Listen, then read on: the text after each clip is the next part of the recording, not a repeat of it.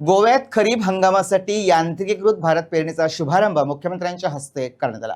राज्यातील कृषी पुनरुज्जीवनाच्या प्रवासातील एक महत्त्वाचा आणि परिवर्तन घडवणारा टप्पा असल्याचं यावेळी बोलताना मुख्यमंत्री म्हणाले। आधुनिक तंत्रज्ञानाच्या मदतीने भात शेती अधिक कार्यक्षम आणि शाश्वत करण्याच्या उद्देशाने हा उपक्रम राबवण्यात येतोय।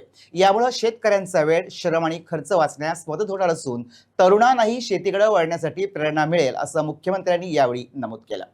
यावेळी त्यांनी राज्यात यांत्रिकीकृत भात शेतीचं क्षेत्रफळ 40 हेक्टरवरनं 400 हेक्टरपर्यंत वाढवण्यामध्ये महत्त्वाची भूमिका बजावलेल्या फादर जॉर्ज काड्रोस यांचं विशेष कौतुक केलं।